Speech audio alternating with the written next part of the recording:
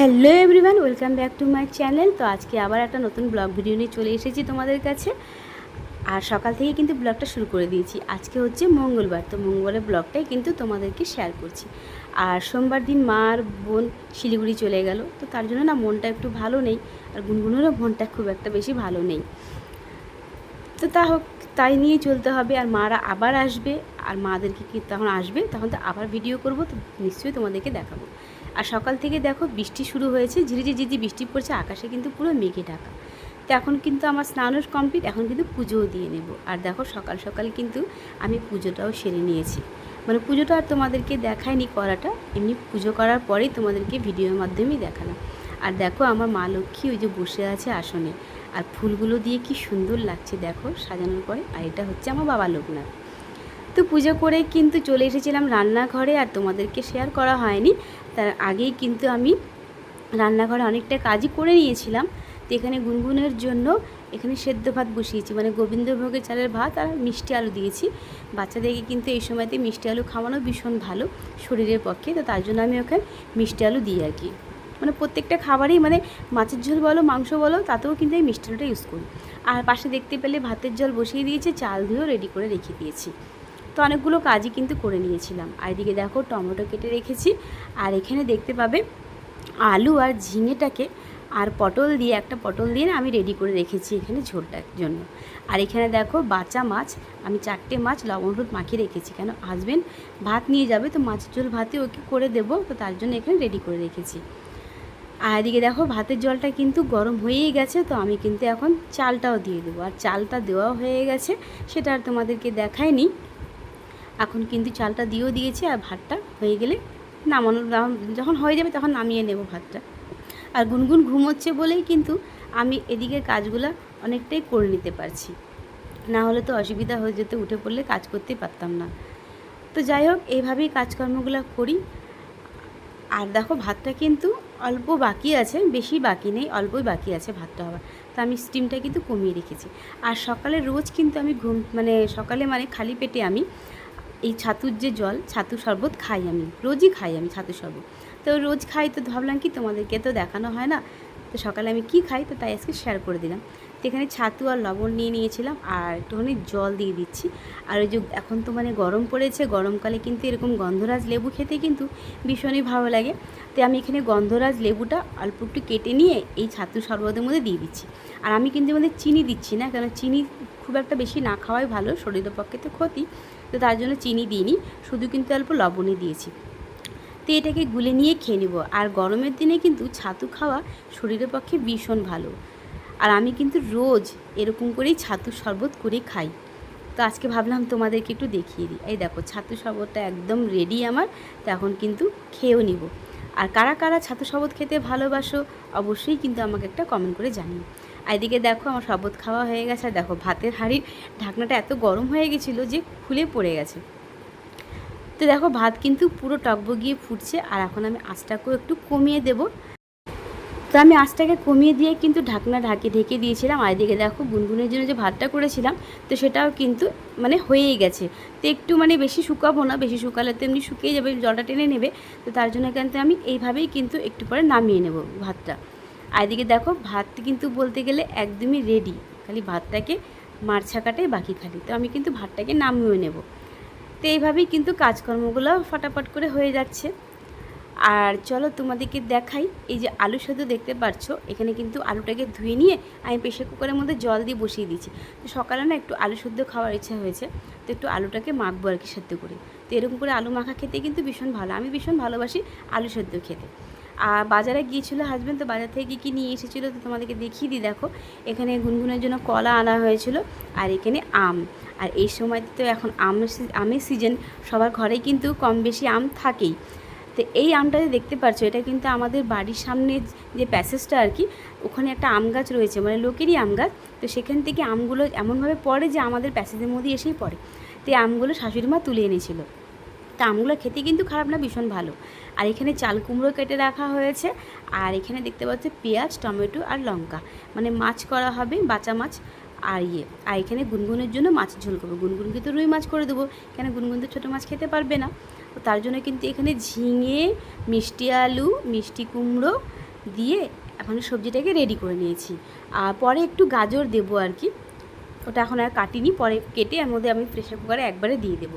তো দেখতে পেলে বিটও কিন্তু দিয়ে দিয়েছিলাম এর মধ্যে। আর এদিকে দেখো মাছটাকে কিন্তু লবণ হলুদ দিয়ে মেখে আমি সুন্দর করে রেখে দিয়েছি। আগের থেকে কিন্তু মেখে রাখলে লবণটা বেশ মাছের গায়ে ভালোভাবে ঢুকে যাবে।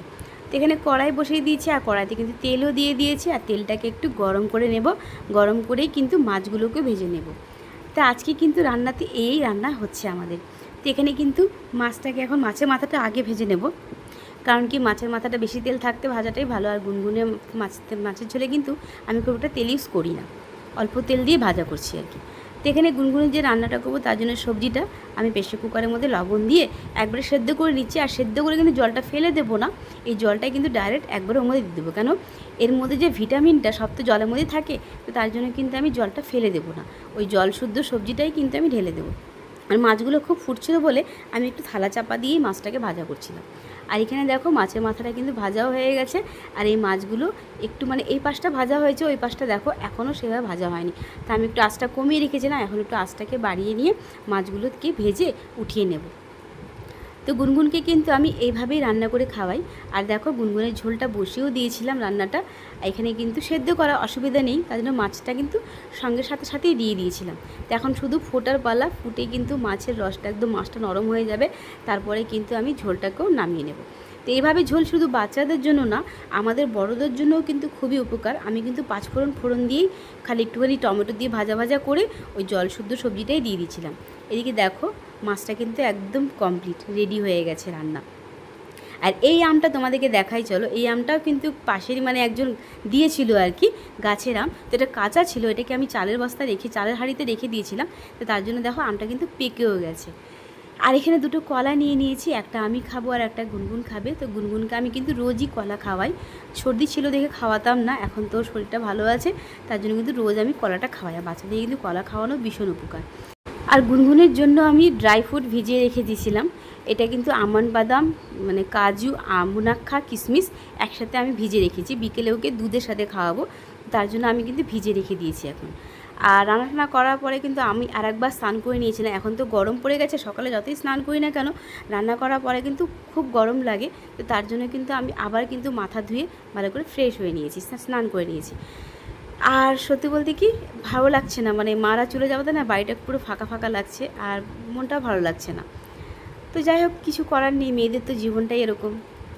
মা বোনরা তো সবসময় পড়ে থাকতে পারবে না, ওদিকে তো নিজের বাড়িতে যেতেই হবে। তো যাই হোক, এখানে বসে আমি একটুখানি যে আম পোড়া শরবত করেছিলাম, আমার শরীরটা খুব একটা ভালো নেই, মানে ডিহাইড্রেশন হয়ে গেছিলো আমার। তো তার জন্য এখানে আম পোড়া শরবত মানে খুবই উপকার শরীরের জন্য।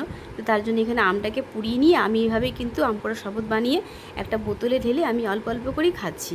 আর এই কদিন আমি একটুখানি খেয়েছিলাম, ওআরএস জলও খেয়েছিলাম আর কি। তো গরম এত পড়েছে না, মানে শরীরটা খুব কষে গেছিলো আমার, তো তার জন্য ডিহাইড্রেশন হয়ে গেছিলো। আর দেখো বাইরের ওয়েদারটা, বলছি না বাইরের ওয়েদারটা বৃষ্টি তো তার জন্য দেখো পুরো হাওয়া দিচ্ছে, আর এতটাই হাওয়া হচ্ছে না, বেশ ভালো লাগছে। আর দেখো জালের মানে এতে তো মশারির জাল দেওয়া আছে, মশা মারার জাল, তো তার বাইরে মানে ভেতর দিয়ে আমি কিন্তু ভিডিওটা করে তোমাদেরকে দেখাচ্ছি। এদিকে দেখো খাটের অবস্থা, দেখো গুনগুন খাটের অবস্থা কি করে রেখেছে দেখছো, একদম পুরো মানে খেলনা ছড়িয়ে। এইভাবেই কিন্তু ও প্রতিদিন খাটটাকে নোংরা করে রাখে, খেলা করে আর কম আর নোংরা করে বেশি। তো যাই হোক, বাচ্চারা তো এরকম করবে, প্রত্যেকের ঘরেই বাচ্চা এরকমই করে, তো কিছু করার নেই, মাকে তো এগুলো করতেই হয়। তো আমি কিন্তু আবার খেলনাগুলোকে সুন্দর করে গুছিয়ে নেব, গুছিয়ে আবার মানে খাটটাকে পরিষ্কার করে নেবো। তো তার জন্য এখানে সব খেলনাগুলোকে আমি গুছিয়ে নিচ্ছি।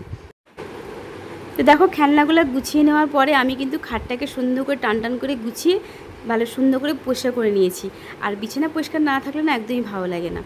আর যাই হোক, গুনগুনেরও কিন্তু খাওয়া হয়ে গেছে, তারপরে আমিও আমার খাবারটা বেড়ে নেব। আর এদিকে দেখো আজকে কি রান্না হয়েছে। আজকে রান্নাটা তোমাদেরকে আর শেয়ার করিনি, একদম থালাতেই নিয়ে এসেছি। তো এখানে চাল কুমড়ো করা হয়েছিল শুটকি মাছ দিয়ে, চিংড়ি মাছের শুটকি দিয়ে।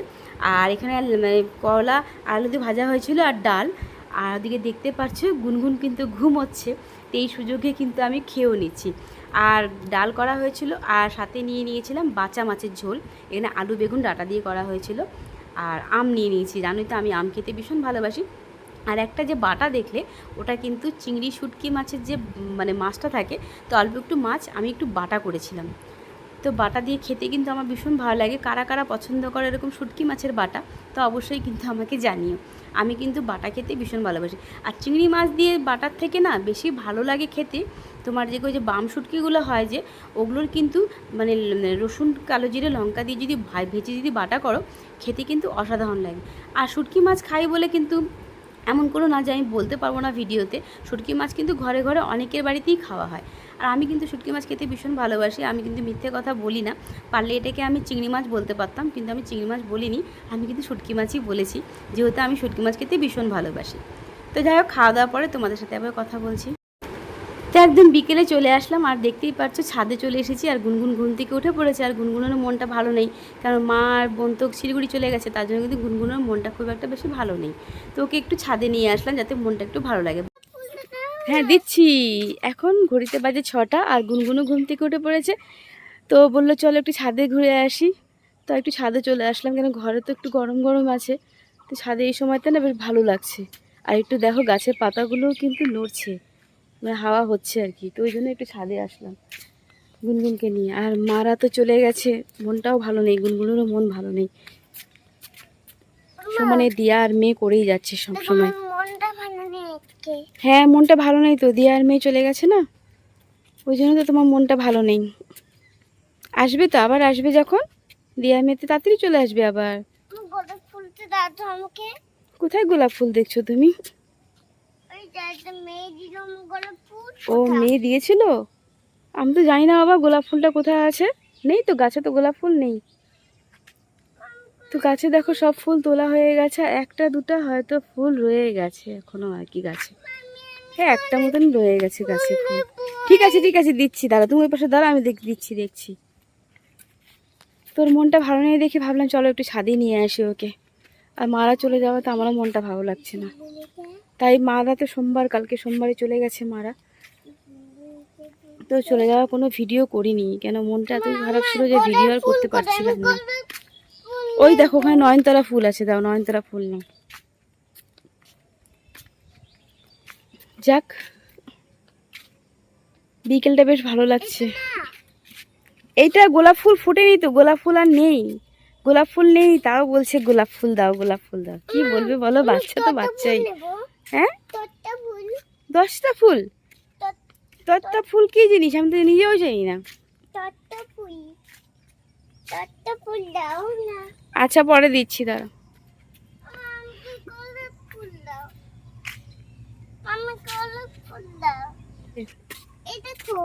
তুমি হাত দিও না গাছে। অনেক লঙ্কা হয়েছিল গাছে, তোমরা তো দেখেইছো গাছটাতে অনেক লঙ্কা হয়েছিল, তুলেও ছিলাম লঙ্কা। তখন কিন্তু গাছে নাই করে, তাও তো নাই করে 10-12টা লঙ্কা এখনো হবে গাছের মধ্যে রয়েছে। তো আজকের ভিডিওটা তোমাদের কেমন লাগলো অবশ্যই কিন্তু একটা লাইক কমেন্ট করে জানাবে, আর খুব তাড়াতাড়ি নতুন ভিডিও নিয়েও চলে আসবো। আচ্ছা তুমি আগে সবাইকে বাই বলে দাও, আবার দেখা হবে।